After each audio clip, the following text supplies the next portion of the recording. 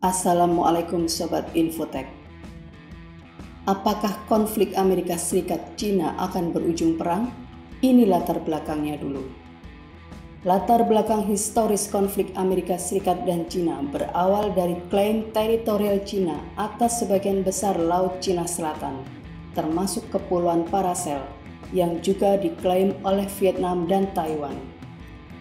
Wilayah ini diyakini memiliki cadangan minyak dan gas yang berharga.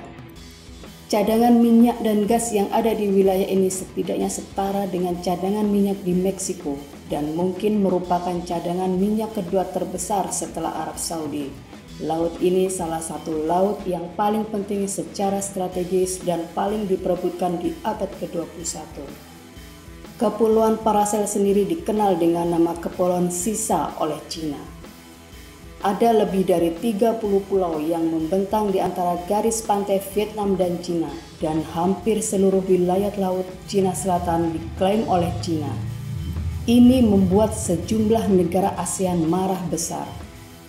China membutuhkan cadangan minyak dan gas yang berlimpah ini untuk keperluan industrialisasinya, yang selama ini ia dapatkan dari wilayah Timur Tengah yang menurut China cukup rawan diintervensi oleh Amerika Serikat.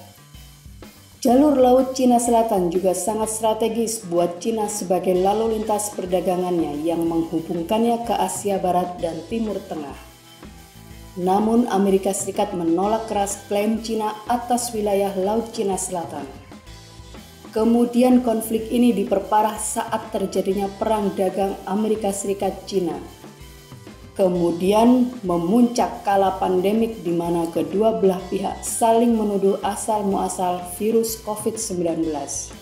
Pertanyaannya adalah, apakah konflik di Laut Cina Selatan akan berujung pada peperangan? Jawaban tegasnya ada ya. Berikut ini kami ketengahkan dua indikator alasan terjadinya perang. 1. Apabila terjadi perang, maka kami yakin bahwa Amerika Serikatlah yang akan memulai peperangan. Karena Amerika Serikat yakin bahwa dia akan memenangkan peperangan.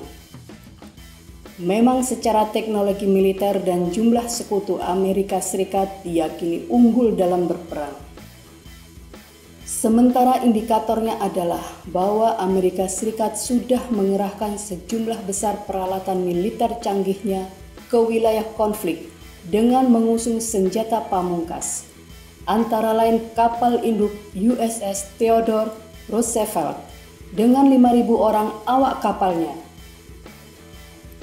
puluhan pesawat pembom B-1B, 7 buah kapal selam perusak, sejumlah kapal perusak dan penjelajah yang berpeluru kendali, di mana sebagiannya mengusung peluru kendali nuklir yang bisa meluluhlantakkan Shanghai dalam tempo sekejap.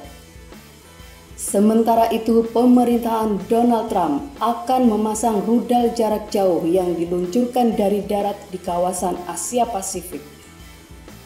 Pentagon juga akan mengerahkan rudal Tomahawk jenis baru untuk memperkuat pasukan marinir di kapal perangnya. Di lain pihak, China juga sudah meminta parlemen untuk menambah anggaran militernya.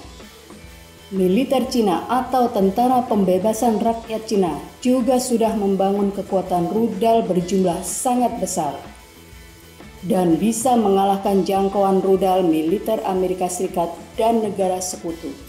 Indikator kedua, masa berkuasa Presiden Amerika Serikat Donald Trump tinggal 6 bulan lagi. Karena bulan November 2020, Amerika Serikat akan memasuki masa pemilu, di mana pesaing Donald Trump dari Partai Demokrat, Joe Biden, diprediksi banyak pihak akan memenangkan pemilu.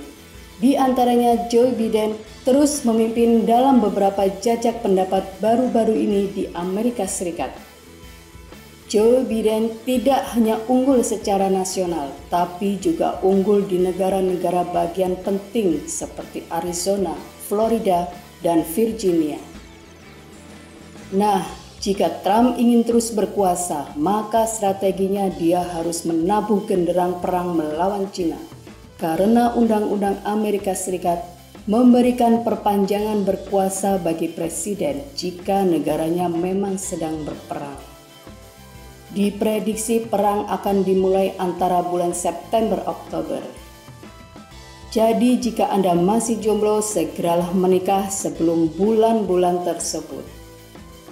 Terakhir, hanya kepada Allah Subhanahu wa Ta'ala kita bermunajat memohon perlindungannya, karena negara kita pasti kena dampak perang dahsyat tersebut, minimal dampak ekonomi.